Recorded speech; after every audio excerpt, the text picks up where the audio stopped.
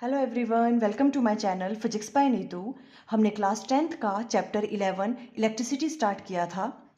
हमने अपने last 2-3 videos में register in series and parallel combination से रिलेटेड कुछ न्यूमेरिकल्स डिस्कस किए थे जो भी प्रीवियस ईयर्स में आ चुके हैं। हमने PYQs डिस्कस किए थे और हमने इसी टॉपिक से related register in series and parallel combination से रिलेटेड जो भी आपके NCERT की बुक में क्वेश्चंस हैं हमने वो भी सॉल्व किए थे।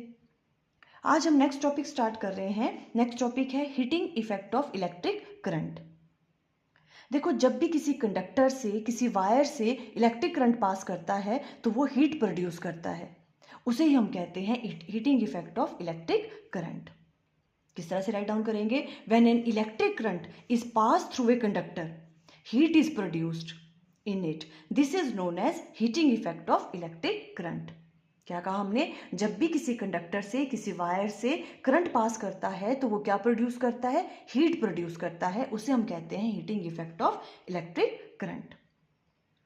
अब देखो, ये हीट कैसे प्रोड्यूस हो रही है? जो भी आपके पास इलेक्ट्रिकल एनर्जी है ना, करंट पास कर रहा है तो इट मीन्स इलेक्ट्रिकल एनर्जी किस में कन्वर्ट हो रही है? हीट एनर्जी में। तो आप राइट डाउन कर सकते हो, this is obtained by transformation of electrical energy into heat energy. देखो, बहुत सारी डिवाइसेस हैं जो हम घर में यूज़ करते हैं जो बेस्ड हैं heating effect of electric current पे। जैसे इलेक्ट्रिकल हीटर है, आप विंटर्स में यूज़ करते हो हीटर, है ना, तो हमें उससे हीट मिलती है। उसमें भी क्या हो रहा है? जो भी इलेक्ट्रिकल एनर्जी है वो किस में कन्वर्ट हो रही है? हीट एनर्जी में। गीज़र होते हैं हमारे घरों में, है ना। इलेक्ट्रिक आयरन है जो हम प्रेस करते हैं कपड़े, वो भी किस पे डिपेंड करता है? वो भी किस पे बेस्ड है? Heating effect of electric current. Clear? Okay. अब इस हीटिंग, जो भी आपके पास हीट प्रोड्यूस हो रही है उसका फॉर्मूला क्या है? वो किस किस पे डिपेंड करता है? ठीक है, वो हम कैलकुलेट करेंगे। देखो, calculation of heat generated in a conductor. हम मान लेते हैं आपके पास कोई वायर है जिसमें से करंट आई फ्लो कर रहा हुआ है ना, और उस वायर की रेजिस्टेंस कितनी है? मान लो कैपिटल R है। ठीक है, अब Q चार्ज मूव करेगा, है ना, तो उसको मूव करवाने के लिए कितना वर्क डन करना पड़ रहा है? वही जो वर्क डन है वो क्या होगा? वही जितना वर्क डन लगेगा उतनी ही क्या हो जाएगा? वो कन्वर्ट किस में हो जाएगा? हीट में। इस तरह से हम फाइंड आउट कर सकते हैं कितनी हीट जनरेट हो रही है उसमें। ठीक है, तो देखो बेसिकली हमें क्या करना है, देखो हमें वर्क डन की वैल्यू फाइंड आउट करनी है। ठीक है, आप इस तरह से राइट डाउन कर लेना। Consider a current I flows through a wire of resistance R when an electric charge Q moves against A potential difference V, है ना। जैसे हम पोटेंशियल डिफरेंस अप्लाई करते हैं वैसे ही मान लो Q चार्ज को मूव करवाने में कितना वर्क डन लगता है? हमने ये चीज पढ़ी है, कितना वर्क डन होता है? W equal to Q multiply by potential difference, है ना। अमाउंट ऑफ वर्क डन किसके बराबर आएगा? W equal to Q multiply by V। इसे हम फर्स्ट का नाम दे देंगे। इतना वर्क डन करना पड़ेगा। Clear? W equal to Q multiply by V। अब हमें पता है, देखो करंट किसके बराबर होता है? I equal to Q divided by T के बराबर होता है ना। तो यहां से Q की वैल्यू हम फाइंड आउट कर सकते हैं। Q की वैल्यू क्या आ जाएगी? ये क्रॉस मल्टीप्लाई हो जाएंगे, I इंटू टी।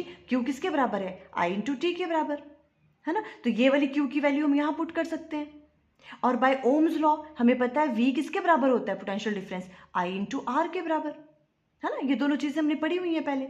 तो इन दोनों से यहाँ से Q की वैल्यू और यहाँ से V की वैल्यू फर्स्ट वाले में पुट कर दो, substituting these values of Q and V in first. तो वर्क डन की वैल्यू क्या आ जाएगी? देखो, Q की जगह हमने IT पुट कर दिया, IT मल्टीप्लाई बाय V की जगह IR। ये मल्टीप्लाई करेंगे तो क्या आ जाएगा? देखो, I square R into T. इतना वर्क डन करना पड़ रहा है ना। ये जो वर्क डन है यही क्या होगा? किस में प्रोड्यूस हो जाएगा? किस में चेंज हो जाएगा? हीट एनर्जी में, जितनी हीट प्रोड्यूस हो रही है ना। तो हम अज्यूम कर रहे हैं कि जितना भी वर्क डन है वो किस में कन्वर्ट हो जा रहा है? हीट प्रोड्यूस करने में, हीट जनरेट करने में कन्वर्ट हो जा रहा है ये सारा वर्क डन। तो W की जगह हम क्या राइट डाउन कर सकते हैं? H राइट डाउन कर सकते हैं, है ना। अज्यूमिंग, हम अज्यूम कर रहे हैं कि जितना भी इलेक्ट्रिकल वर्क है वो किस में कन्वर्ट हो रहा है? हीट एनर्जी में, है ना। Assuming that all electrical work done is converted into heat energy, that is जितनी उसकी हीट प्रोड्यूस हो रही है। तो W की जगह क्या आ जाएगा? H। तो H की वैल्यू किसके बराबर आ जाएगी? I square RT। क्लियर? हमने देखा कितना वर्क डन हमें करना पड़ रहा है। इस तरह से उसकी value I I square RT, और जितना हम वर्क डन करना पड़ रहा है जो भी, है ना, वो किस में कन्वर्ट हो जा रहा है, हीट एनर्जी में, जितनी उसमें हीट प्रोड्यूस हुई, तो एच की वैल्यू ये वाली आ गई। मीन जो भी हीट प्रोड्यूस हो रही है वो किस किस पे डिपेंड कर रही है, स्क्वायर ऑफ करंट पे डिपेंड कर रही है, रेजिस्टेंस ऑफ ए कंडक्टर पे डिपेंड कर रही है, और टाइम पे डिपेंड कर रही है। ठीक है, देखो ये जो आपके पास फॉर्मूला है इसे ही हम कहते हैं जूल्स लॉ ऑफ हीटिंग। ये बहुत इंपॉर्टेंट है। ठीक है, बस पर अगर आपको एग्जाम में आता है जूल लॉ ऑफ हीटिंग जो आपको एक्सप्लेन करने को, तो आप सिंपली फॉर्मूला राइट डाउन नहीं करोगे। आप कैसे राइट डाउन करोगे अभी मैं आगे बताऊंगी। क्लियर? अभी ये देखो हमने कैलकुलेट कर ली कि किस तरह से हम हीट का जो फॉर्मूला है वो फाइंड आउट कर सकते हैं। क्लियर हुई ये वाली चीज? ओके, अब देखो इसी चीज को हम कहते हैं joules law of heating. Exam में ये आता है, ये इंपॉर्टेंट है। ठीक है, एग्जाम में 1 या 2 मार्क्स का ये क्वेश्चन आ सकता है आपको। तो जूल्स लॉ ऑफ हीटिंग तो आप किस तरह से कहोगे, देखो this implies that heat produced in a resistor is, first point देके डायरेक्टली प्रोपोर्शनल होती है किसके, आई स्क्वायर के, और जो हीट प्रोड्यूस है वो किसके डायरेक्टली प्रोपोर्शनल होती है, resistance of a conductor, and heat produce is directly proportional to time के। ठीक है, अब इन सबको कंबाइंड किया तो H इक्वल टू किसके बराबर आ जाएगा, आई स्क्वायर आर टी। इसे हम कहते हैं जूल्स लॉ ऑफ हीटिंग, है ना। Heating effect of electric current को ही हम क्या कहते हैं, joules law of heating. Clear? अगर एग्जाम में आता है तो आप इस तरह से एक्सप्लेन करना, इस तरह से राइट डाउन करोगे। ये सब चीजें क्लियर हुई? देखो वैसे तो क्या हो रहा है, हमने क्या कहा कि करंट फ्लो करने से हीट प्रोड्यूस हो रही है ना, तो ये हमारे लिए तो अच्छा नहीं है, क्योंकि देखो कोई भी चीज है अगर वहां से करंट पास करेगा तो वो बहुत ज्यादा उस हीट उसमें वो प्रोड्यूस करेगा, है ना। बट देखो कई बार इसके बहुत सारी प्रैक्टिकल एप्लीकेशंस भी हैं। मीन्स ये जो हीट प्रोड्यूस हो रही है ये हमारे लिए फायदेमंद भी है। देखो कैसे कैसे हैं इसकी प्रैक्टिकल एप्लीकेशंस, क्या क्या हैं, ये भी एग्जाम में पूछ सकते हैं, है ना। इससे शॉर्ट क्वेश्चंस भी आ सकते हैं। तो देखो नेक्स्ट टॉपिक है practical application of heating effect of electric current. First है आपके पास इन इलेक्ट्रिकल हीटिंग अप्लायंसेस। अब देखो घरों में हम जितने भी हीटिंग अप्लायंसेस यूज करते हैं, जैसे इलेक्ट्रिकल हीटर हो गया, गीजर है, इलेक्ट्रिक टोस्टर है ना, ये सब किस पे बेस्ड है, जूल्स लॉ ऑफ हीटिंग पे, या तो आप कह सकते हो heating effect of electric current पे बेस्ड है सारे के सारे, है ना। इलेक्ट्रिक हीटर हमें क्या देता है, देखो विंटर्स में हमें हीट देता है। क्लियर? तो इस तरह से राइट डाउन कर सकते हो आप, जो आपके पास फर्स्ट इसकी प्रैक्टिकल एप्लीकेशन है, all electrical heating appliances are based on the heating effect of current.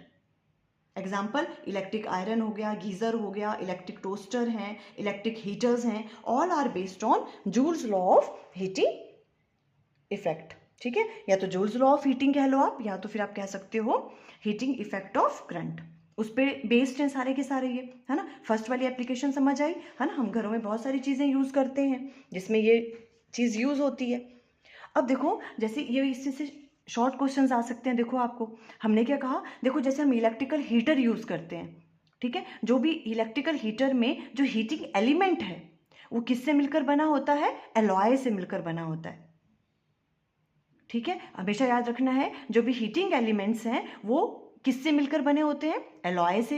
Alloy से बनते हैं वो, है ना। वो मेटल से क्यों नहीं बनते, देखो मेटल की जगह हम एलॉय का यूज करते हैं। ये क्वेश्चन हम पहले भी डिस्कस कर चुके हैं, आपके एनसीईआरटी की बुक में भी है ना। हम एलॉय क्यों यूज करते हैं, कौन सा, जैसे फॉर एग्जांपल नाइक्रोम यूज करते हैं हम एलॉय, बिकॉज जो एलॉय होते हैं, है ना, उनको हम प्रेफर करते हैं बिकॉज उनकी रेजिस्टेंस हाई होती है मेटल के कंपेरिजन में। एलॉय की रेजिस्टेंस मेटल के कंपेरिजन में क्या होती है, ज़्यादा होती है। देखो हीट प्रोड्यूस ही क्यों होगी, देखो हीट प्रोड्यूस तब होती है जब करंट पास करता है ना। देखो जितनी ज़्यादा वैल्यू रेजिस्टेंस की होगी, रेजिस्टेंस होगी मीन्स फ्री इलेक्ट्रॉन्स को ज़्यादा कोलिजन करने पड़ेंगे, है ना। तभी रेजिस्टेंस ज़्यादा होने का मतलब तो यही है, उसकी वजह से क्या होगी, ज़्यादा हीट प्रोड्यूस होगी, है ना। तो अगर हमें ज़्यादा हीट प्रोड्यूस करवानी है तो रेजिस्टेंस की वैल्यू क्या होनी चाहिए, ज़्यादा होनी चाहिए। इसीलिए जो इलेक्ट्रिकल हीटर्स होते हैं, जो उनके एलिमेंट्स होते हैं, हीटिंग एलिमेंट्स, वो किससे मिलकर बने होते हैं, एलॉय से। बिकॉज जो एलॉय हैं लाइक नाइक्रोम, वो क्या होते हैं, उनकी रेजिस्टेंस ज़्यादा होती है, रेजिस्टेंस भी ज़्यादा होती है उनकी, और उनका मेल्टिंग पॉइंट कैसा होना चाहिए, मेल्टिंग पॉइंट भी उनका ज़्यादा होना चाहिए, है ना। और उनका मेल्टिंग पॉइंट जो एलॉयज हैं उनका मेल्टिंग पॉइंट भी ज़्यादा होता है, क्योंकि मेल्टिंग पॉइंट अगर उनका कम होगा तो क्या होगा, जैसे उसमें ज़्यादा हीट प्रोड्यूस होगी वो मेल्ट हो जाएंगे, पर हम तो ये नहीं चाहते, है ना। तो मेल्टिंग पॉइंट भी कैसा होना चाहिए उनका, ज़्यादा होना चाहिए। तो एलॉय का क्या होता है, मेल्टिंग पॉइंट भी ज़्यादा होता है और रेजिस्टेंस की वैल्यू भी ज़्यादा होती है। इसीलिए हम प्रेफर करते हैं हीटिंग एलिमेंट्स को बनाने के लिए एलॉय का रेदर देन मेटल्स। और एक और भी इनमें है कि ये क्या करते हैं, ये ऑक्सीडाइज नहीं होते हैं हाई टेम्परेचर पे, बिकॉज इनका मेल्टिंग पॉइंट ज़्यादा होता है। क्लियर होगी चीज़ें, ये नोट डाउन कर लेना है। Alloy like nichrome is preferred because it has high resistance, a high melting point and do not oxidised at high temperature. इसलिए हीटिंग एलिमेंट्स बनाने के लिए हम किसका यूज़ करते हैं, एलॉय का यूज़ करते हैं। क्लियर होगी बात, ओके। अब सेकंड एप्लीकेशन है इसकी, देखो आपकी एनसीईआरटी की बुक में भी दे रखी है, इलेक्ट्रिक बल्ब, है ना। इलेक्ट्रिक बल्ब भी इसी पे बेस्ड है, heating effect of electric current पे। देखो, the electrical heating is also used to produce light as in electric bulb, जैसे इलेक्ट्रिक बल्ब में होता है। क्लियर। अब देखो ये वाली चीज आपने नोट डाउन कर लेनी है, कभी शॉर्ट क्वेश्चन में पूछ लेते हैं ये वाला। जो भी आपके पास इलेक्ट्रिक बल्ब है, देखो जो इलेक्ट्रिक बल्ब का फिलामेंट होता है वो किससे मिलकर बना होता है, टंगस्टन का होता है वो। टंगस्टन क्या है, एक स्ट्रॉन्ग मेटल है जिसका मेल्टिंग पॉइंट जो है बहुत हाई होता है। इसीलिए जो आपके पास बल्ब है उसका फिलामेंट बनाने में हम किसका यूज करते हैं, टंगस्टन का। ठीक है, a strong metal with high melting point such as tungsten is used for making bulb filament. ठीक है, ये आपने नोट डाउन कर लेना है। बल्ब का जो फिलामेंट है उसका वो किससे मिलकर बना होता है, हम किस चीज़ का यूज़ करते हैं, टंगस्टन का, बिकॉज टंगस्टन का जो मेल्टिंग पॉइंट होता है वो क्या होता है, बहुत ज़्यादा होता है। Clear, okay. अब जो इलेक्ट्रिक बल्ब है बस इनका एक थोड़ा सा ड्रॉबैक होता था, मोस्ट ऑफ द पावर जो ये कंज्यूम करते हैं, ठीक है, वो किस में अपीयर होती है, हीट में। और जो बहुत कम पार्ट है वो क्या करता है, लाइट रेडिएट करता है। इसलिए आपने पहले देखा ना, बल्ब होते थे जो इलेक्ट्रिक बल्ब, हम उन्हें टच करते थे कुछ टाइम के बाद तो वो बहुत गर्म हो जाते थे, है ना। तो उसमें से क्या होता था, मैक्सिमम जो भी आपके पास पावर वो कंज्यूम्ड कर रहे हैं उसका जो है मैक्सिमम पार्ट जो है वो किस में अपीयर होता था, एज ए हीट। और लाइट वो बहुत कम प्रोड्यूस कर पाते थे, बहुत कम पोर्शन जो है वो लाइट प्रोड्यूस करता था, रेडिएट करता था उसकी। इसीलिए अब क्या चल पड़े, देखो एलईडी बल्ब चल पड़े अब, है ना, सब जगह। ओके, तो आप ये भी राइट डाउन कर लेना, most of the power consumed by the filament appear as heat. ये इसका ड्रॉबैक था, but a small part of it in the form of light radiated. Clear होगी ये वाली बात आपको, है ना। ये सेकंड एप्लीकेशन होगी, प्रैक्टिकल एप्लीकेशन किसकी, heating effect of electric current की, या तो आप कह सकते हो जोस लॉ ऑफ हीटिंग की। अब थर्ड वन है, अब देखो नेक्स्ट एप्लीकेशन है इलेक्ट्रिक फ्यूज। देखो ये भी बहुत इंपॉर्टेंट है, इलेक्ट्रिक फ्यूज, इसे हम सेफ्टी डिवाइस भी कहते हैं, है ना। आप लोगों ने बहुतों ने सुना होगा घर में, है ना, कि फ्यूज हो गया, है ना, फ्यूज, इलेक्ट्रिक फ्यूज के बारे में। देखो इलेक्ट्रिक फ्यूज क्या होता है, it is use to prevent short circuit. Short circuit होने से ये प्रिवेंट करता है। देखो होता क्या है, फ्यूज को क्या करते हैं हम, जो भी हमारे घर में डिवाइसेस होते हैं उनके साथ उसको सीरीज में कनेक्ट कर देते हैं फ्यूज को, इस तरह से। जैसे ये आपके पास फ्यूज है, ठीक है, यहाँ पे कोई भी आपके पास डिवाइस है, मान लो आपके पास टीवी है, कुछ कोई भी चीज़ है, उसके साथ उसको सीरीज में कनेक्ट कर देते हैं फ्यूज को यहाँ पे। और ये फ्यूज क्या करता है, इस फ्यूज की जो रेजिस्टिविटी होती है वो बहुत हाई होती है, ठीक है, इस फ्यूज की जो रेजिस्टेंस है वो बहुत ज़्यादा होती है। क्लियर है, और इसका मेल्टिंग पॉइंट बहुत कम होता है। तो होता क्या है, जब यहाँ से ज़्यादा, जब हम इस फ्यूज को कोई भी आपके पास डिवाइस है उसके साथ सीरीज में कनेक्ट करते हैं तो क्या होता है, देखो मान लो कि आपका जो डिवाइस है वो कुछ एक पर्टिकुलर अमाउंट का करंट ही क्या कर सकता है, टॉलरेट कर सकता है। जैसे मान लो कि आपके पास जो भी आपके पास डिवाइस है वो 4.5 एम्पेयर का करंट ही क्या कर सकता है, टॉलरेट कर सकता है, और ज़्यादा से ज़्यादा 4.8 या 5 तक का। अगर उससे ज़्यादा करंट उसमें से पास करेगा तो वो क्या हो जाएगा, डैमेज हो जाएगा। तो हम क्या करते हैं, उसके सीरीज में यहाँ पे एक फ्यूज कनेक्ट कर देते हैं सीरीज में। होता क्या है, ये फ्यूज क्या काम करता है, देखो यहाँ से अगर जैसे ही अगर 5 एम्पेयर से ज़्यादा करंट आया यहाँ से, ठीक है, तो क्या होगा, ये फ्यूज क्या करेगा, बहुत ज़्यादा हीटअप हो जाएगा और मेल्ट हो जाएगा। अगर ज़्यादा करंट की सप्लाई हुई, देखो अगर जितना इसको चाहिए अगर उतना करंट आ रहा है तो ये इसको जाने देगा। इस तरह से डिज़ाइन करते हैं हम इस फ्यूज़ को यहाँ पे कि उतने करंट को तो ये अलाउ करेगा ताकि आपका डिवाइस अच्छे से चलता रहे। अगर जितना आपकी डिवाइस को करंट चाहिए, अगर उससे ज़्यादा सप्लाई कहीं हो गई, है ना, तो क्या होगा, देखो वो करंट यहाँ से आएगा, मान लो यहाँ से 6 एम्पेयर का करंट आ रहा है, ठीक है, पर आपका जो भी यहाँ पे डिवाइस है वो तो 6 एम्पेयर का करंट टॉलरेट नहीं कर सकता। तो होता क्या है, मान लो यहाँ से 6 एम्पेयर का करंट आया, जो ये फ्यूज़ है यहाँ से पास करेगा।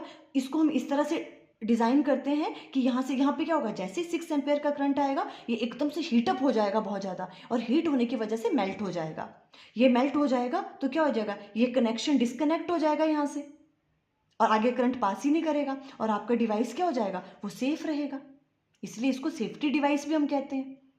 क्लियर हुई आपको बात, है ना। तो इसलिए इस फ्यूज़ को हम क्या करते हैं, सीरीज में कनेक्ट करते हैं किसी भी डिवाइस के, ताकि अगर ज़्यादा करंट उसमें से पास करे तो क्या हो जाए, वो हीटअप हो जाए और वहीं पे क्या हो जाए, मेल्ट हो जाए। मेल्ट होने से क्या हो जाएगा, ये क्या हो जाएगा, आपके पास डिवाइस इससे जो कनेक्टेड है वो डिस्कनेक्ट हो जाएगा, और यहाँ से करंट पास ही नहीं करेगा, और आपका डिवाइस सेफ रहेगा।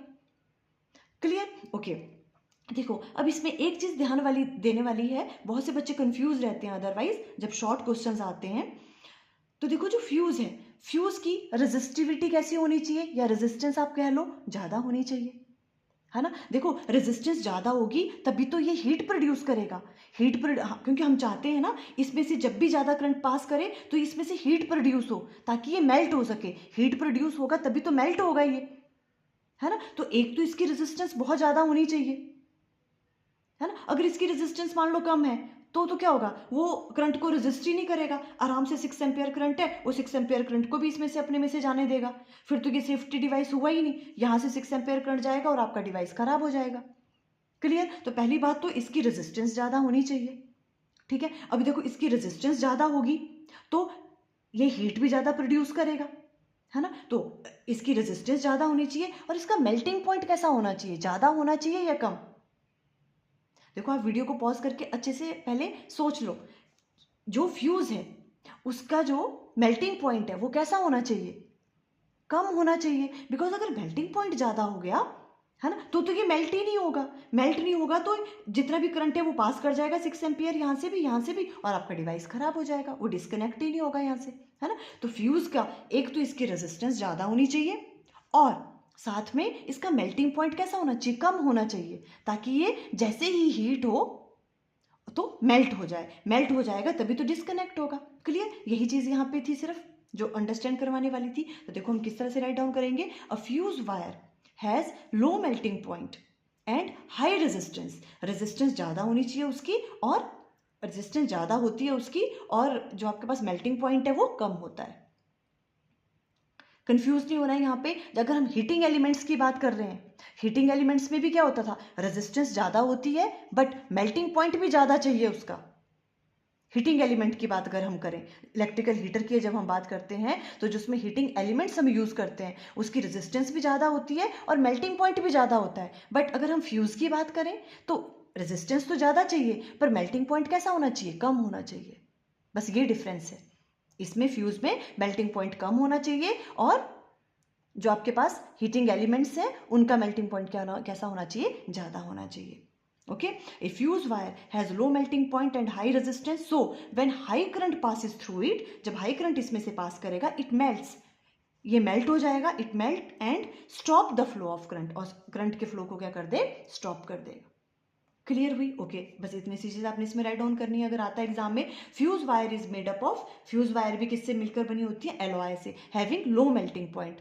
उन एलॉय से मिलकर बनी होती है जिनका मेल्टिंग पॉइंट कैसा होता है, कम होता है। जब हम फ्यूज़ की बात करते हैं, जब फ्यूज़ वायर बनती हैं वो उन एलॉय से मिलकर बनी होती हैं जिनकी रेजिस्टेंस तो ज़्यादा होती है ना, हमने कहा था पहले, बट मेल्टिंग पॉइंट कैसा होना चाहिए उनका, कम होना चाहिए। ऐसे एलॉय का हम यूज़ करते हैं, जैसे for example alloy of lead and tin हम यूज़ करते हैं फ्यूज़ वायर बनाने के लिए। क्लियर हुई ये वाली चीज़, ओके। इस तरह से आप डायग्राम बना लेना, है ना। जो फ्यूज़ का जो है, ये जो कितना करंट ये ले सकते हैं अपने में से 5 एम्पियर या इससे ज़्यादा होना चाहिए, है ना।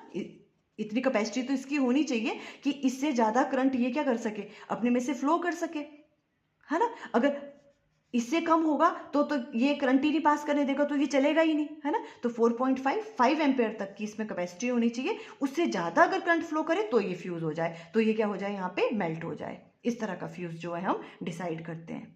क्लियर? तो आप ये भी राइट डाउन कर लेना, फ्यूज वायर शुड हैव क्या होना चाहिए, हाई रेजिस्टेंस होनी चाहिए उसकी और लो मेल्टिंग पॉइंट होना चाहिए। क्लियर होगी ये वाली थी? ओके, अब देखो नेक्स्ट है, फटाफट से देखो, इसी के बेस पे देखो सीबीएसई में क्वेश्चन आया था 2023 में, a material used for making heating elements of electrical heating device should have, जो भी हम हीटिंग एलिमेंट्स की बात कर रहे हैं जैसे इलेक्ट्रिकल हीटर्स हैं, ठीक है, उनकी जो हीटिंग एलिमेंट्स हैं उनकी क्या होना चाहिए, बस आपको वैसे ही पता है क्या होना चाहिए, उनकी रेजिस्टिविटी हाई होनी चाहिए और उनका मेल्टिंग पॉइंट भी क्या होना चाहिए, ज़्यादा होना चाहिए। तो option B is correct, high resistivity and high melting point होना चाहिए उनका, अगर हम हीटिंग एलिमेंट्स की बात करते हैं। अगर यहीं पे फ्यूज की बात कर रही होती है, इलेक्ट्रिक फ्यूज की, तो क्या होना था, हाई रेजिस्टिविटी होनी चाहिए थी उनकी, पर मेल्टिंग पॉइंट कैसा होना चाहिए, कम, तो फर्स्ट ऑप्शन करेक्ट होनी थी। ठीक है, इसलिए मैंने ये वाला क्वेश्चन करवा दिया, बिकॉज यहाँ पे बच्चे कंफ्यूज रहते हैं अदरवाइज। फ्यूज में high resistivity and low melting point fuse के केस में, और हीटिंग एलिमेंट्स के केस में high resistivity and high melting point. तो देखो आज हमने practical applications of heating effect of electric current के बारे में अंडरस्टैंड किया। जूल्स लॉ ऑफ हीटिंग ये एग्जाम में आ जाता है, देखो अच्छे से आपने देख लेना है, ठीक है, इसके बारे में अंडरस्टैंड किया। ये जो आपके पास हीट है इसका फॉर्मूला कैसे आया उसके बारे में हमने बात की। आई थिंक आपको क्लियर हो गया। Okay, thank you.